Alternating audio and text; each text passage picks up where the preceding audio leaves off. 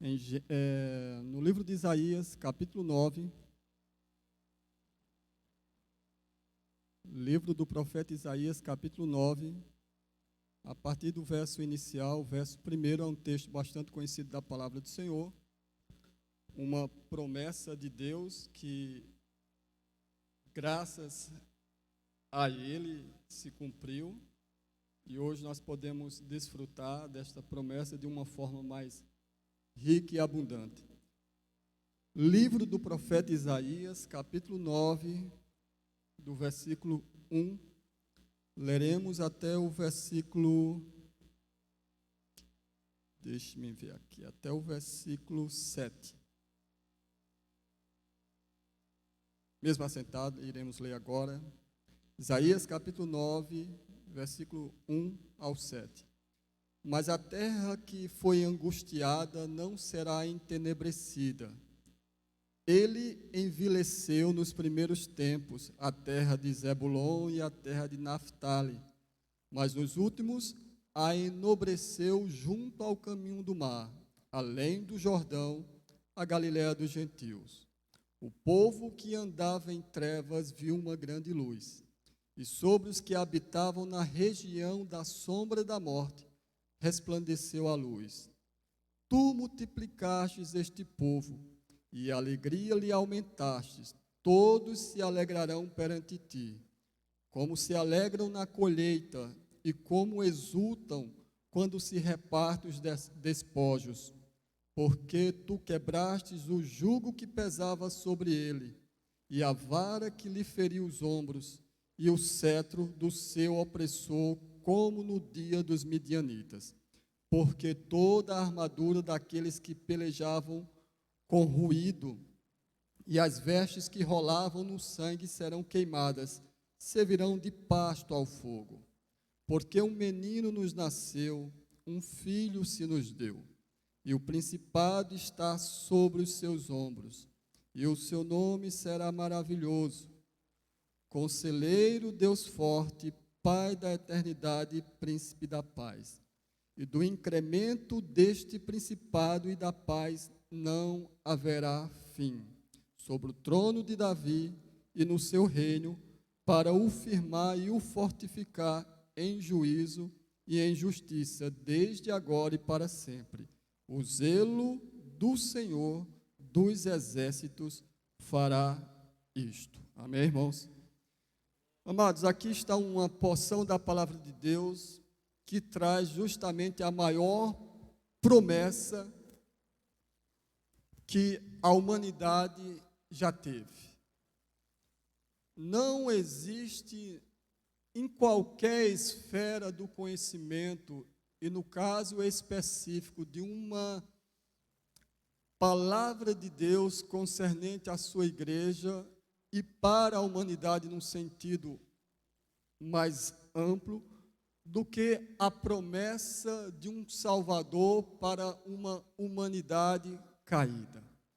Estamos lendo o livro de Gênesis, e como bem disse o pastor Tarsis, no capítulo 2 de Gênesis e o capítulo 3 traz justamente a expressão do que se tornaria a humanidade.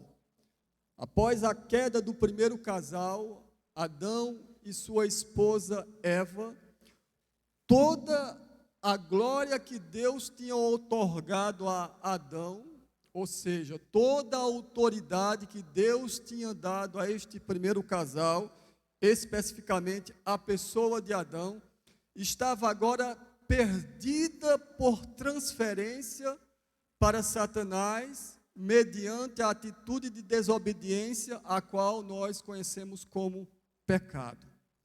Falar de promessa traz um leque de informações na nossa mente que, por vezes, distorce o que significa promessa à luz da Escritura Sagrada.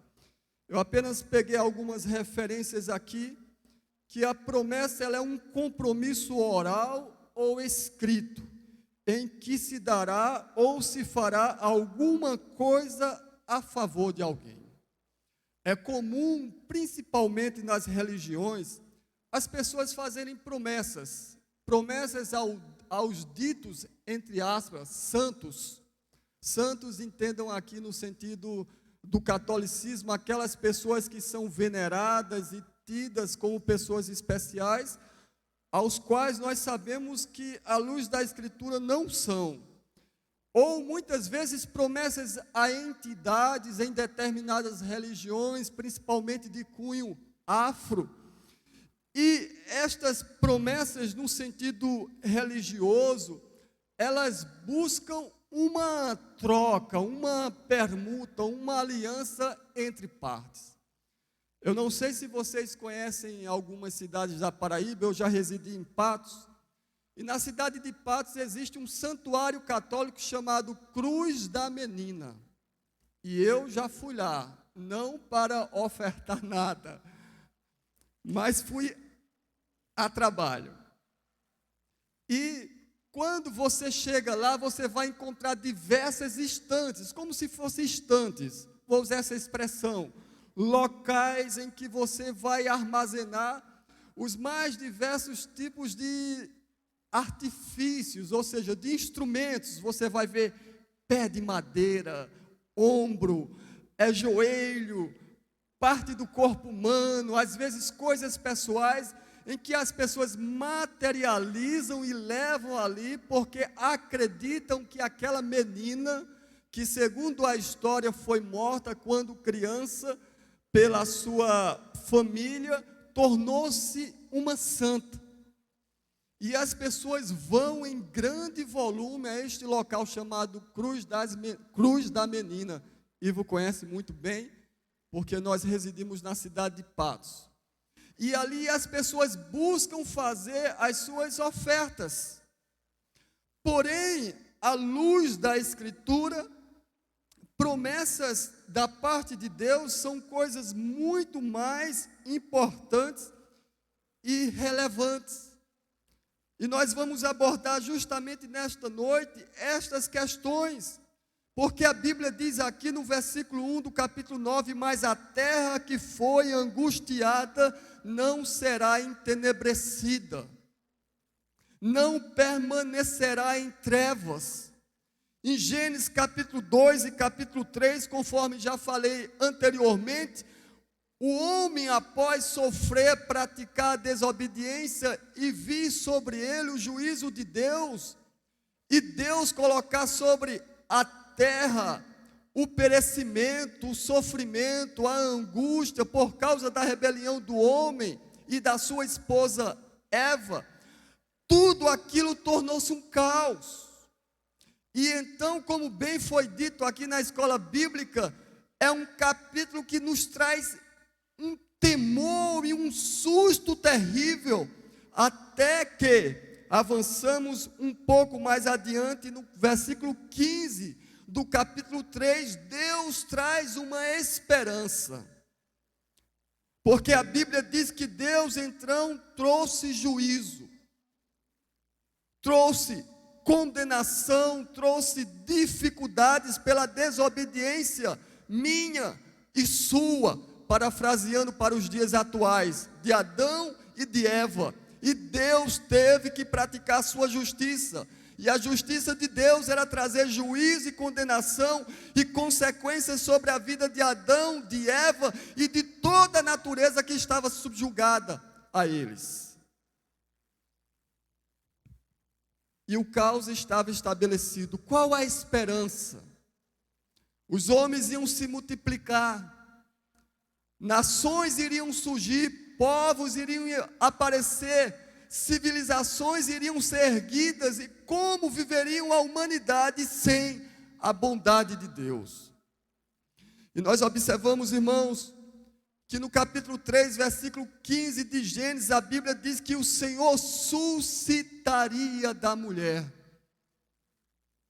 um descendente no singular, um homem, uma pessoa, e este traria esperança para a humanidade. E nós bem sabemos, pelo conhecimento que hoje nós temos de toda a Escritura já revelada, que esta esperança seria a bendita vinda do Filho de Deus aqui na terra. E como inúmeras vezes já falamos, Uma frase dita pelo maior pregador, missionário, evangelista, gosto mais dessa expressão, que foi Billy Graham. O maior evento que a humanidade já teve não foi o homem ir à lua, mas foi o Deus encarnar-se, nascer de uma virgem, habitar entre nós e revelar a sua glória. Foi Deus pisar na terra e andar entre nós. Deus fez uma promessa. Não existe promessa maior sobre a nossa vida, sobre a humanidade. Não existe promessas pessoais de você crescer na sua vida secular, ser o melhor, o mais aprofundado, o mais sábio, o mais inteligente, o mais esperto, o mais rico em qualquer função ou área que você exerça. A maior promessa foi essa: Deus nos prometeu o seu melhor, o seu Filho, para nos trazer esperança. Falar de promessa é falar de compromisso, de comprometimento, de pacto, de palavra, como diz no interior, é o fio do bigode, ou seja, prometido será cumprido. É falar de obrigação, de voto, de juramento. Mas eu gosto muito dessas duas últimas expressões, é falar de esperança e expectativa. Naftali, Zebulon, duas terras gentílicas, que significa aquele que luta ou guerreiro, ou exaltado ou honrado em honra. O que é que significa isso? Que não importa ou é de pouco valor quão habilidosos sejamos, quão honrados sejamos, quão valentes sejamos, quão guerreiros sejamos, quanto corajosos, quanto capacitados, qual a virtude, qual o louvor que há em nós, isso ficará apenas em nível humano, se não é o amor de Deus, a revelação de Deus, a bondade de Deus. Tudo que construirmos um dia descerá à sepultura e será esquecido, ou na melhor das hipóteses ficará escrito em algum livro, se você tiver sido uma pessoa bem-sucedida na vida. Qual o objetivo de Deus nos fazer uma promessa tão ímpar, tão única e sem igual? Qual o sentido desta promessa de que Deus haveria de trazer, de fazer nascer um filho entre os homens? O texto é bem evidente, é nos trazer esperança. Uma vida sem esperança não é uma vida que venha valer a pena ser vivida. E a esperança que a Escritura nos traz, porque devemos pregar a palavra, não é o quanto poderemos ser importante aqui neste mundo. O caos estava pré-anunciado. O caos viria. Não importaria o quanto a humanidade se desenvolvesse. No capítulo 3 e 4, subjacente, veremos que homens serão levantados com dons para criar instrumentos, para tocar, para desenvolver armas, para criar artifícios. Mas tudo isso seria de pouco valor se Deus não nos trouxesse uma esperança que viesse validar a nossa eternidade com Ele. A terra estava sendo amaldiçoada, o sofrimento viria, a corrupção, o caos. E acredite, aonde existir o caos, sempre haverá uma promessa de Deus para mudança. Nós somos cartas lidas e abertas do que Deus foi capaz de fazer na nossa vida. Quantos não tinham esperança, viviam em crises existenciais, viviam ou até ainda possam viver em famílias desestruturadas, em lares desarranjados, os problemas mais diversos possíveis, na pobreza, na miséria, na desgraça. E o que é que nos alcançou, ou quem nos alcançou, senão a promessa de Deus de que Ele mudaria a nossa história? Todos nós somos cartas lidas, declaradas, de que Deus muda a situação, ainda que ela seja, ou ainda que ela apresente, ou estejamos no caos. Deus sempre chega antes do caos. Deus fez a promessa porque sabia que o homem não poderia reconciliar-se com Ele pelas suas próprias forças. É Deus quem nos dá o sacrifício, é Deus quem nos dá a oferta, é Deus quem nos dá os caminhos, os propósitos, os objetivos para que as coisas possam ser mudadas. Não somos nós. Há um filme que quem não assistiu, caso tenha o aplicativo, assista. Não sei se vou falar a pronúncia correta. Harriet, O Caminho para a Liberdade. Está na Netflix. Fala da construção de uma nação. Os Estados Unidos estavam se tornando uma nação cheias de defeito. E ali havia escravidão. O país ainda estava totalmente dividido, não estava consolidado como nação. E uma mulher negra, escrava, ela então descobriu que em uma parte do país a liberdade já estava sendo permitida para os negros. E a partir de então ela passou a dedicar a sua vida primeiramente a fugir para onde havia liberdade.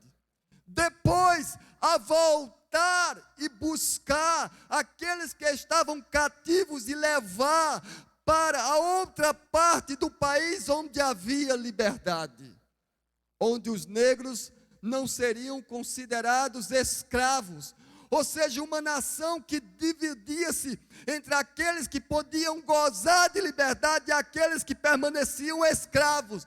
E aquela mulher, que inclusive no filme cantava louvores cristãos da época, ela então arde em desejo de alcançar os seus que estavam subjugados na escravidão, porque ela queria dar o que ela tinha alcançado e descoberto. Não importava o risco que ela corresse, ela ia e voltava, resgatava, ia, levava, voltava, e assim ela dedicou a sua vida, e ela está nos anais da história dos Estados Unidos. Por que eu estou citando isso, irmãos? Porque há um caminho para a liberdade. Em João, capítulo 14, versículo 6, Jesus disse: eu sou o caminho, eu sou a verdade, eu sou a vida. Em Gênesis 3,15, em Isaías, capítulo 9, há uma promessa. Porém, essa promessa hoje ela é real na tua vida e ela é real na minha vida. Eu fui alcançado para alcançar. Eu fui salvo para salvar, no sentido de transmitir a palavra que tem poder de salvação e de libertação. Quão grande é esta promessa que Deus nos fez! Ele pisará a cabeça da serpente, usamos essa expressão. Ele esmagará a força, a autoridade, o poder da serpente. Ele quebrará o poder do pecado, ele dará a oportunidade de decidirmos se queremos ser livres ou escravos a partir do momento que temos o entendimento. Mas a terra que foi angustiada, ou a terra que estava em aflição, aflita, ela não permanecerá em trevas.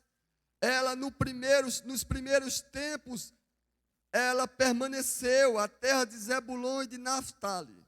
Mas nos últimos, Deus a enobreceu junto ao caminho do mar, Galileia dos gentios. E a gente vê o cumprimento desta palavra no Novo Testamento em Lucas, quando estas duas terras receberam a Cristo, e a história dessas regiões foram mudadas. Deus continua mudando situações. Isso é maravilhoso. É maravilhoso sairmos daqui a algumas horas, estaremos em nossos lares, o pastor não nos verá mais, os obreiros, os diáconos, os oficiais, os irmãos, às vezes os pais, os filhos, os amigos, os parentes, os conhecidos, as pessoas que amamos, elas certamente se esquecerão por um momento de nós, mas Deus continuará atento para cumprir a sua promessa principal, que agora é que Ele estará conosco todos os dias, até que plenamente tudo tenha se completado na nossa vida. Isso é maravilhoso. Quando chegamos nos nossos lares e não há mais ninguém, mas há uma confiança inabalável de que o Deus dos céus está nos vendo e nos ouvindo e prescrutando o mais íntimo do nosso ser e disposto a caminhar conosco em toda a nossa trajetória. É esperança para os cativos, para os presos, para os angustiados, para os esquecidos, para os desprezados. Cristo é tudo isso e muito mais. Como nos encontramos diante de uma tamanha promessa cumprida já na palavra de Deus? Promessa essa que podemos recorrer e ter a certeza de que Ele sempre nos ajudará. No versículo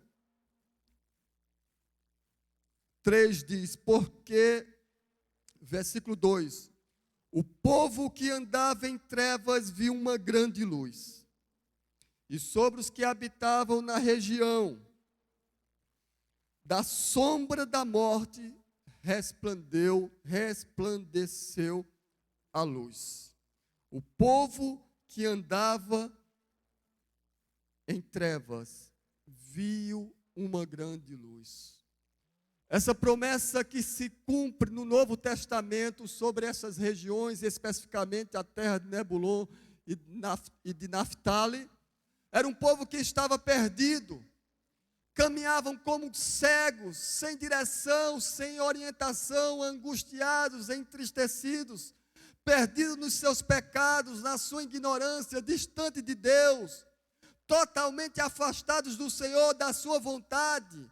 Não desfrutavam de bondade do Senhor, não tinham alegria, não tinham prazer, estavam subjugados, estavam em densas trevas. Mas a palavra do Senhor é bem clara, eles andavam em trevas, mas eles viram uma grande luz. Quando Cristo surge na vida do cristão, para aquele que ouve a palavra e crê na sua palavra, Cristo torna-se, evidentemente o que a palavra diz, Ele torna-se a luz do mundo. Ele começa a dissipar as trevas, os enganos, os embaraços. Ele começa a nos dar força para vencermos as dificuldades. Os problemas, não importam quão difíceis sejam eles, o Senhor nos ajudará. E aquele povo que andava em densas trevas, viu uma grande luz. Conversava esses dias com o nosso amado irmão César, e ele falando sobre algo que o marcou muito na vida dele, que foi o batismo nas águas aqui, quando ele desceu nas águas. E ele perguntou: e você, Cido, você quando desceu as águas, marcou muito a sua vida? Eu disse: olha, sinceramente, o que marcou a mim, cada um tem sua experiência pessoal. Foi o dia em que ali, no bairro de Mangabeira, eu fui para um culto de uma igreja Betel brasileiro, e lá estava pregando coincidentemente o nosso pastor Antônio Egito, e ele fez então ali o apelo, e eu entreguei a minha vida a Jesus. E meu irmão nesse dia estava trabalhando, foi me buscar lá após o término do culto, e naquele momento em que eu fui da parte de trás que eu estava, como aqui na igreja, até aqui o salão onde várias outras pessoas entregaram a sua vida, eu senti que naquela caminhada todo, parecendo o filme do Peregrino que depois eu assisti, o fardo foi ficando, pecado foi ficando, tristeza foi ficando, angústia foi ficando, todas as mazelas foram ficando, e quando ali eu fiz a minha decisão, eu entendi que era um caminho de ida com passagem sem volta para servir ao Senhor Jesus Cristo. Havia trevas e resplandeceu grande luz. A grande luz chegou aos meus olhos e dissipou todas as trevas que haviam.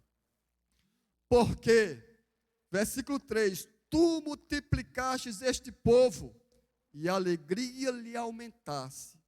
Todos se alegraram perante ti, como se alegram na ceifa, na colheita, e como exultam quando reparte os despojos, porque tu quebrastes o jugo que pesava sobre ele, e a vara que lhe feria os ombros, e o cetro do seu opressor, como no dia dos midianitas, porque toda a armadura daqueles que pelejavam com ruído, e as vestes que rolavam no sangue serão queimadas, servirão de pasto ao fogo. Ou seja, todo o jugo, toda a palavra maldita, todo o juízo de condenação estava ali desfeito. A luz chegou para nós. Isso é maravilhoso. A luz. Cristo alcançou as regiões que estavam entenebrecidas, angustiadas, aflitas. Parece até uma alegoria ao ser humano, porque a princípio fala região como local, mas depois especifica de forma mais pormenorizada o homem, as pessoas se alegraram, se animaram, tiveram os seus jugos quebrados, tirados, veio a alegria, saiu a tristeza, veio o ânimo, saiu o desânimo, veio a esperança, veio o gozo, veio a novidade de vida. Isso é lindo. Porque Deus nos fez uma tão grande e ímpar promessa para nos trazer vida. O objetivo de Cristo é trazer vida no sentido eterno, duradouro, permanente, mas também é trazer vida no sentido terreno, em nos proporcionar, ainda que de forma passageira, porque passaremos aqui, mas nos dá o prazer de desfrutarmos um relacionamento com Deus. Tem uma palavra de um pastor, e eu acho muito interessante quando ele fala o seguinte. Entendam bem. Planejamos ter felicidade, gozo, alegria, mas muitas vezes a nossa compreensão é que isso só se dará na eternidade, quando o nosso corpo for transformado, quando o Senhor morrermos, ou o Senhor voltar, o que ocorrer primeiro. E muitas vezes digamos aqui, oprimido ou reprimido a compreensão de que poderemos usufruir, ainda que de forma menor, isso aqui na terra. Ou seja, nós poderemos vivenciar o melhor de Deus, e aqui entenda a luz da palavra do Senhor aqui na terra. Você pode trazer um pedaço do céu, uma porção do céu, uma porção de Cristo, uma porção da sua herança, da sua bondade para as nossas vidas. O problema é que corremos o risco, ou nos tornamos materialistas demais, em que Deus tem que fazer tudo aqui, ou que lançamos tudo só para a eternidade. E aqui entramos naquela dimensão que precisamos sofrer tudo, porque o gozo será só na eternidade. E aí nos falta o equilíbrio de olharmos que a Escritura nos permite ter uma vida abundância aqui na terra, conforme Cristo prometeu. A Bíblia diz em Colossenses capítulo 1, versículo 13, que Cristo nos libertou do império das trevas e nos transportou para o reino do Filho do seu amor. E há uma diferença de império e de reino. O império, ele é estabelecido à força, por medo, por temor, não no sentido bíblico, mas por uma obrigação, em que a sua vida é ameaçada, em que você é forçado àquilo. O reino parte da compreensão do amor, em que você entende quem te chamou e o quanto é precioso servir aquele a quem te chamou para o serviço.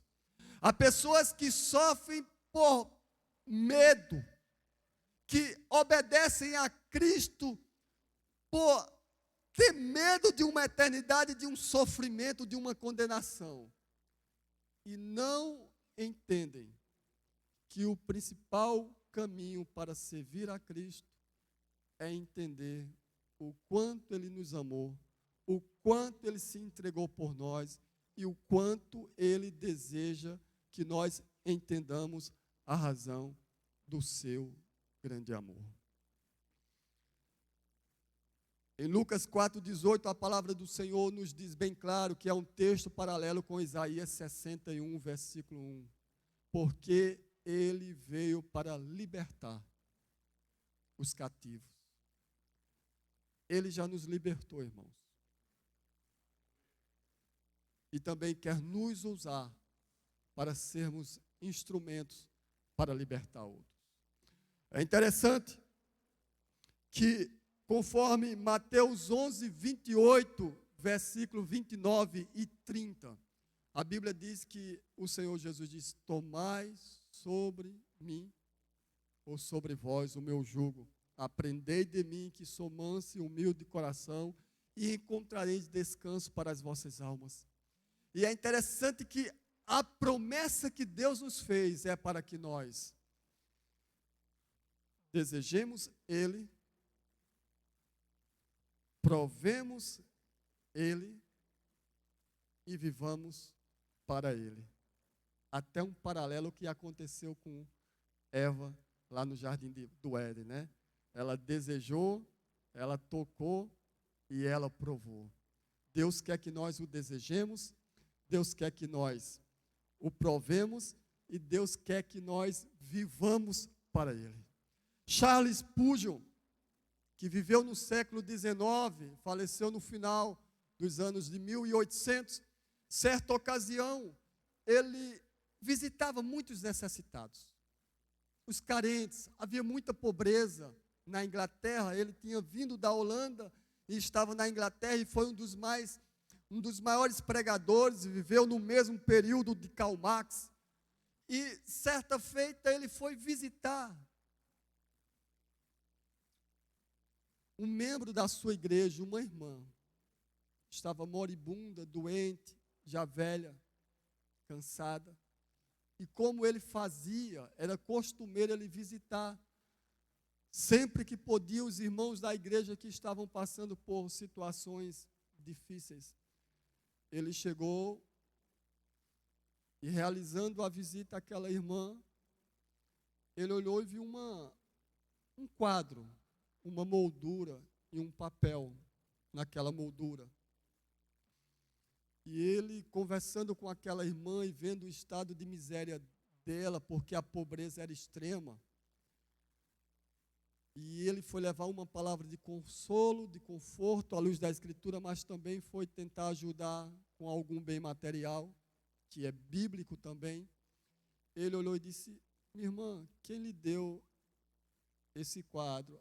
Ela falou: não, pastor, não foi o quadro, não. A minha serva, a minha senhora, ela era uma mulher muito piedosa, e ela disse para mim: leve esse papel, e após eu morrer, você pode ler. Mas eu achei ele muito bonito, eu não sei ler, pastor, e eu coloquei aí nesse quadro, fiz uma moldura em lembrança dela, que já faleceu, era alguém que eu amava muito. Eu estou olhando assim, não é para a hora não, é só para vocês entenderem que o pastor estava olhando para o quadro, tá bom? Não fiquem quietos. E ele disse: eu posso levar, irmã, esse quadro, a senhora me permite? Ela disse: posso, pastor, pode, pastor. E Charles Spurgeon, então, levou aquele quadro e não demorou muito, retornou e disse: irmã, não é um quadro, é um testamento. E a senhora a qual você trabalhou lhe deixou uma boa herança. E a senhora tem muito a receber. Quantas vezes estamos mendigando diante de tamanha herança que Deus nos deu, porque não sabemos ler. Não ler no sentido literal, que era o caso daquela mulher, mas no sentido de compreender quão grandes promessas Deus nos tem feito, quão grandes promessas Deus tem outorgado para nós. Conversávamos aqui de forma informal que quando a glória de Deus é manifesta, se louva e os demônios se revelam. Não é que não existam demônios, como falamos aqui, está uma perfeição, só anjos, não. É porque está precisando que haja revelação de Deus, haja transferência ou movimentação da glória de Deus entre nós, para que aquilo que está em oculto comece a se reverberar, a se movimentar, inquietar os nossos corações, inquietar os demônios que porventura estão escondidos, sorrateiramente inquietar o reino espiritual. Foi isso que aconteceu com Cristo. Quando ele chegou na região de Gadara, os gadarenos chegaram e bradaram em alta voz e disseram: viestes atormentar-nos antes do tempo. Eles sabiam da situação deles, que eles estavam condenados, os demônios que habitavam naquele gadareno. E eles se anteciparam a Cristo e disseram: tu viestes nos julgar antes do tempo, porque eles sabiam que já estavam sentenciados por Deus. E nós, em certo sentido, não seria essa palavra, apenas usando, nós já estamos sentenciados por Deus para aquilo que é bom, perfeito, maravilhoso, agradável, justo e que vai glorificar o nome dEle. Que Deus nos ajude a lermos o testamento que Ele nos deixou. As mais de 7.000 promessas que a Escritura tem e que relata para nós, e que a maior essa é ter Cristo. Bendito é o lar que tem Cristo. Bendita é a nação cujo Deus é o Senhor, bendito é o casal, é a família, é os filhos, é os pais, é a igreja em que Cristo se revela e reina. Quão grande promessa Deus nos deu. E quão, por muitas vezes, miseravelmente estamos vivendo, porque não aprendemos a ler ainda o testamento que o Senhor nos deixou. Deus nos fez uma rica promessa. E concluindo a palavra, o versículo 6 diz: porque um menino nos nasceu, um filho se nos deu, e o principado está sobre os seus ombros. E o seu nome será maravilhoso, Conselheiro, Deus forte, Pai da eternidade, Príncipe da paz. E o seu reinado não terá fim. Nós temos um rei da linhagem de Melquisedeque, um rei e um reinado que não passará. Um rei e um reinado que não está limitado ao tempo do homem. Um rei que reina e reinará com a sua igreja para todo sempre. Que você possa, em nome de Cristo Jesus, e eu também, olhar o Novo Testamento e apropriar-se. Digo, o Novo Testamento, o novo pacto, a nova aliança perfeita, imutável, para vivermos a vida que Deus já prometeu para nós. Fiquemos de pé em nome do Senhor Jesus.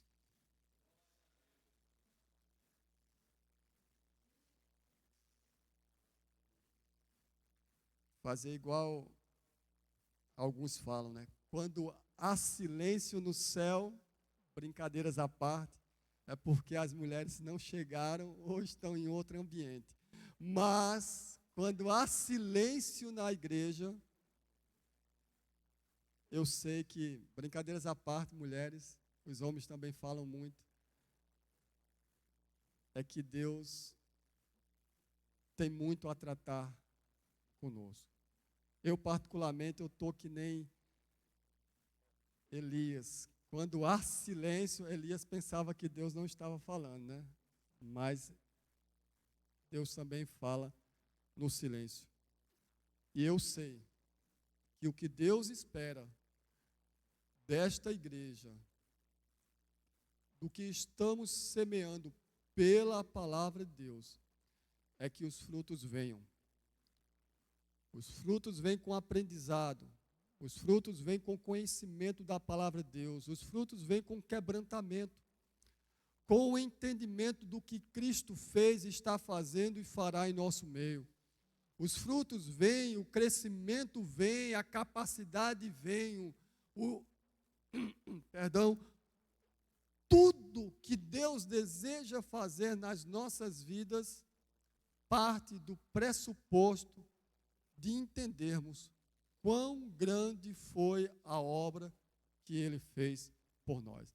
E nesta hora de apelo, eu não sou muito bom de apelo, né? Eu gostaria de convidar o pastor Tassis ou o diácono Luizvan, um dos dois, para fazer esse momento de convite, sem demora, que Deus falou o coração. Se houver pessoas que venham, que desejem se converter, entenderam a palavra, e hoje é o momento de Deus para as vossas vidas, isto ocorrerá, se não, no outro tempo. Amém, pastor Tassis ou diácono Luizvan, os dois. Há visitantes, parece-me que há visitantes. Graças e paz, amados, boa noite a todos. Não sei se, já foi falado que alguém nos visita nessa noite, e nós gostaríamos de saber se mediante essa palavra ministrada, você carece de esperança. A esperança que só pode vir de Jesus Cristo. de ninguém outro, nenhuma outra pessoa, nenhum outro status, nenhuma outra condição nesta terra. Nos concede a esperança que o Evangelho pode lhe proporcionar, assim como nos proporcionou. E se você entendeu essa mensagem de esperança, eu gostaria de lhe convidar para fazer uma aliança com Deus, porque essa aliança já foi feita através do sangue dele. É necessário que você entre debaixo dessa aliança para receber as bênçãos divinas, os livramentos, a bondade e a misericórdia de Deus, que são as causas de nós não sermos consumidos. Então, se porventura você entendeu essa mensagem, e se você entrou sem esperança, e nesta noite você precisa desta esperança e reconhece a necessidade, é apenas um ato: crer com o coração e confessar com a boca. Amém? Alguém em nosso meio? Aleluia. Enquanto alguns estão trabalhando, se não, o que é que você deixou hoje no altar de Deus? O que é que você veio a esta casa de oração, saiu da sua casa, está dedicando 2 horas da sua noite de um domingo que você poderia estar em casa, fazendo uma programação com a família, mas você deixou o seu lar e você veio até aqui, é porque você pode ter motivações tantas. Você pode estar vindo como um religioso, você pode estar vindo como um autêntico filho de Deus, prestar um culto em adoração a Ele. E quando nós vamos prestar um culto em adoração a Deus, nós precisamos deixar algo no altar. A adoração a Deus, ela precisa fluir de um coração sincero e quebrantado diante do Senhor. Não é necessário movimento, é necessário quebrantamento. É necessário humilhação. É necessário derramamento diante do Senhor. Deus, Ele conhece o teu coração, sabe como você entrou nessa noite. Mas a pergunta é a mesma: o que você deixou no altar? Gostaria que o Ministério do Louvor, se conhecer esta música, quando tudo deixares no altar, viesse ministrar esse louvor. E a pergunta permanece: o que você deixou no altar do Senhor nessa noite? Qual é a tua oferta? Qual é a tua entrega? Eu não estou falando de numerário, de espécie, de dinheiro. Deus, Ele está mais preocupado com o teu coração. É o teu coração que é mais importante para Deus.